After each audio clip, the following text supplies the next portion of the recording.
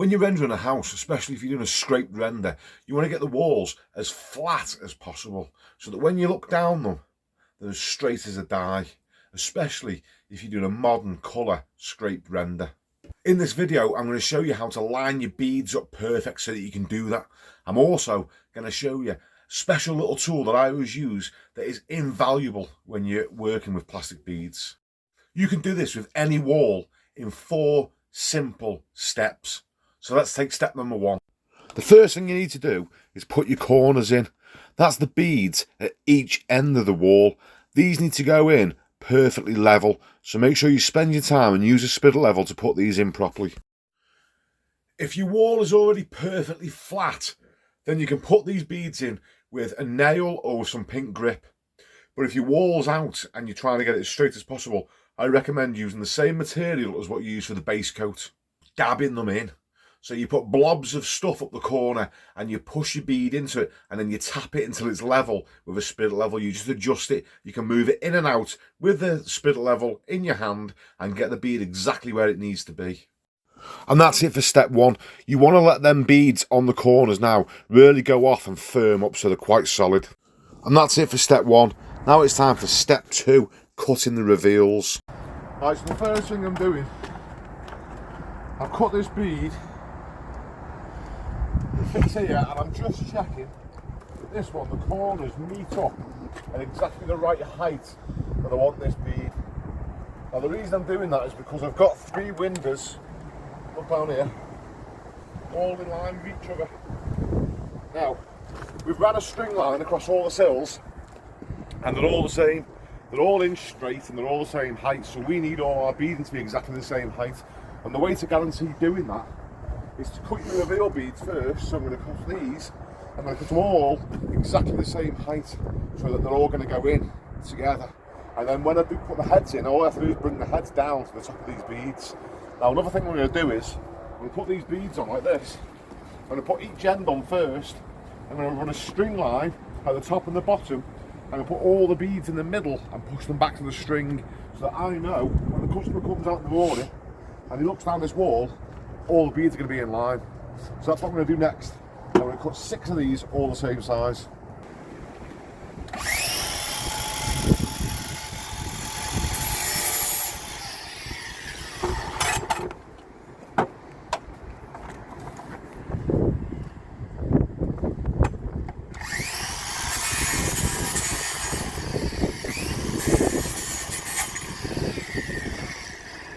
Always use the same bead as a guide.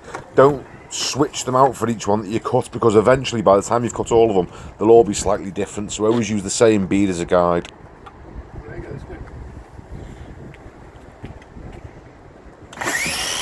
Notice how I cut into the very nib of the bead. That's the only bit you see, so that's the bit that's going to be perfect. The wings of the bead don't really matter so much. You can chamfer them off at a little angle, but the nib has to be absolutely spot on the right height. Use the same bead as the guide so it never changes. That's all 6 of them, exactly the same size at the nib at that point. So let's just recap. Step 1 is to set your corners at each end of the wall, and step 2 is to set all your reveals in between. You're going to use a string line from the 2 corners at each end of the wall to make sure all your reveals are spot on in line with each other. You'll see me now, I'll just eye the bead in with the window frame. You've got to have the beads flush right across the front of the wall, but you've also got to have them in line with the window. And once I've got them all bedded on, that's when I'll run a string line across the top and the bottom. You can check these with a spindle level, but the thing is, if you get that perfect with the level and the window's slightly out, it'll look wrong. So what I'm doing is, as I'm putting them in, I'm sighting them with the window frame. Seems a crazy way of doing it, but trust me, if it looks wrong, then the job's wrong, isn't it? What I mean by that is, if your window is ever so slightly off, ever so slightly, and you put your beads perfectly level, you'll highlight that the window is out of square. So if it's only slightly, it's better to put your beads and follow the window frame so you can't notice it. Obviously, if it's too far out of square, it's worth mentioning it to the customer and potentially getting the window put back in properly again. But that's what I mean by sighting the beads with the window frame.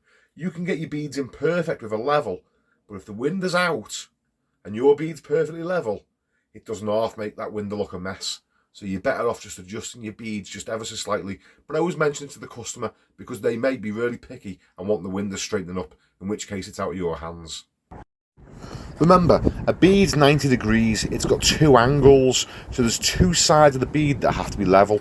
Now we're going to use the string lines to make sure that the front of the bead is level, but when it comes to the reveal, what I was just saying to you then is, I eye them in with the window frame, because I can put them in perfectly level, but if the window is on a slight slope, then that's going to look wrong. So the string lines get the front of the bead perfectly level, and I eye the reveal in with the window frame. See, this seems quite far down now, the head. This bead seems far down from the head, exactly the same size as that end, show that end. So I know, alright, come back. I'm gonna come back. I know when I put these beads in now, they're going to be the same height, because the sills are the same, we've already checked out the string line, and then all the heads will come down to the top of the beads, and the whole thing will look perfect. Regardless of where the lintels are sat, the windows will look exactly the same right through, and that's what we want.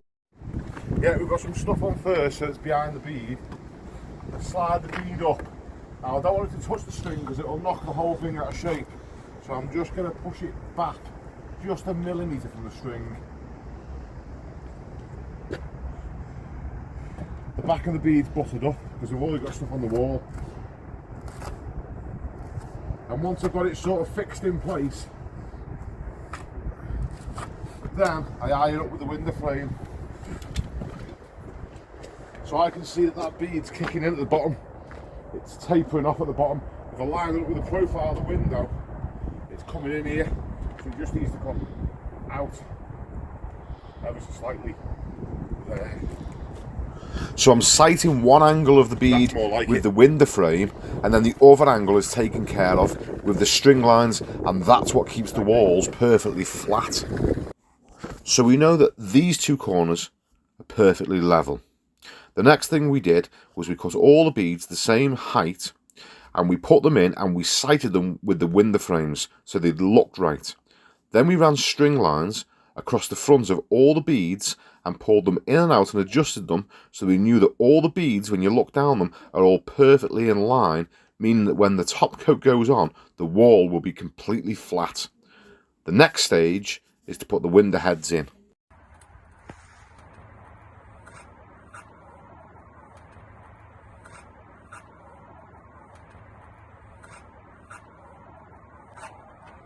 Now, see this? I've cut this over because it can now, because all these are exactly the same height, it can sit on top of these. Now, you're going to see the benefit of using the grinder. Because when you put this on, it's going to be slightly over. You'll see what I mean now.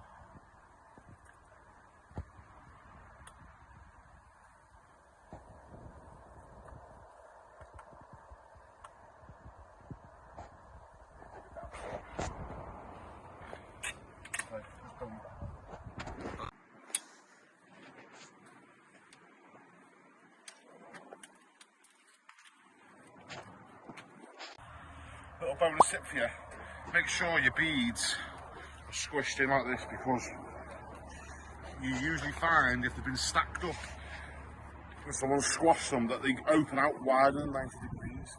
So push them back in. You don't have to be exactly 90 degrees, it can be less, and then you know they're going to fit on nice.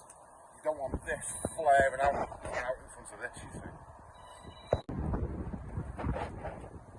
All I have to do now is just make sure that this bead is sat on top of the reveals.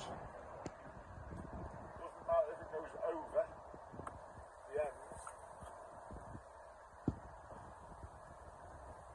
Like that is, so it doesn't move.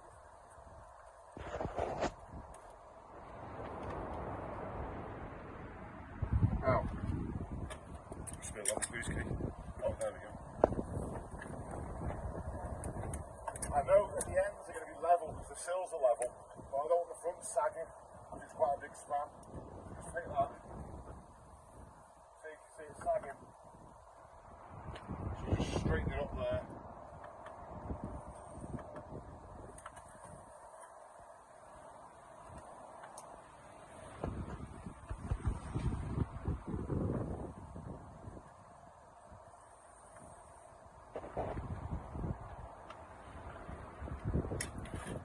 Once you've got it where you need it to be, just bed the rest of it on now.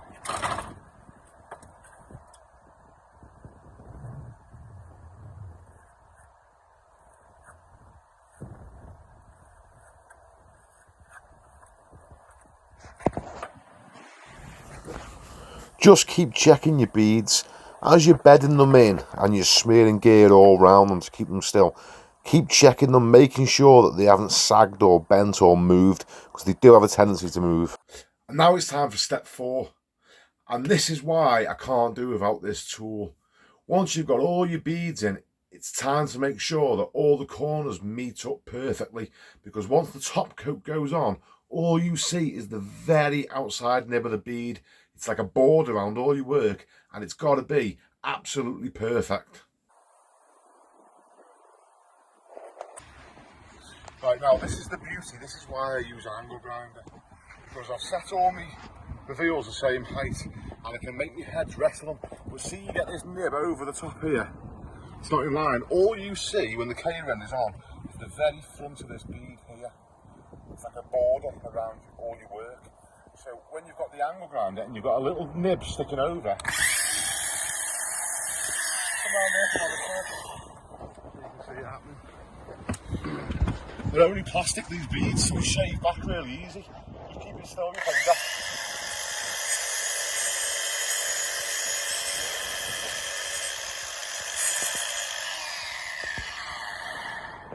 Perfect corner now. When the k-rend's on, it'll all be back behind there, and that corner will look absolutely perfect. Okay, also, if you've got a little kink in your bead or it's kicking out for any reason, you want to bed them on, you want them to be straight. Like I'll put that in now with a string line and a spindle level thing, so there's no sagging it. But if this was kicking off for any reason, you can get a bit of gaffer tape and just tape the corners together until the base coat sets. You can just tape them up. Duct tape works perfect, and then take them off and just clean the glue off the bead. So I've been plastering for over 20 years, and in days gone by, fellas used to put their life's work down in a book so other people could buy it and learn from their lifetime's experience of plastering. Well, in this day and age, we've got video, so we're quite lucky really. I'm going to put all my knowledge onto video format for you guys, so if you're enjoying this, I'd highly recommend you subscribe. Now, the only thing with doing it on video is, I'm not writing a book. I don't really make a great deal of profit. So if you'd like to buy me a beer to say thanks, there's a little link in the description. Sometimes, if the beads aren't sitting level because they've got a little twist in them because they are only made of plastic, you know, they don't come perfectly straight, you just tack a little nail in them just to hold them still while they set, you know, wherever it needs to be. So you can check on with your level like this.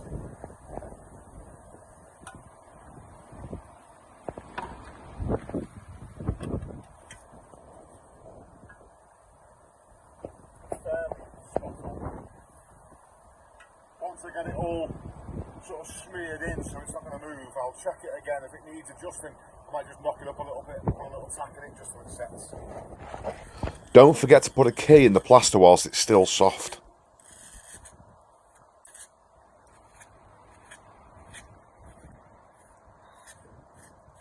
Right, all you want to do now is go around and check that there's no base coat on the nib, on this nib, because once it's set, it'll stain the bead. So make sure that that's spotless, and make sure you clean all your wicker things down with this stuff. Once it's set, it is horrendous to try and get it cleaned up after that. So that's it now. You can see it from here now. All them beads are all in line. The heads are all in line. Everything's level. Everything's flush. So when you stand up there near the front door and look down that wall, the whole wall's going to be straight as a die, rather than in and out beads kicking in and out everywhere.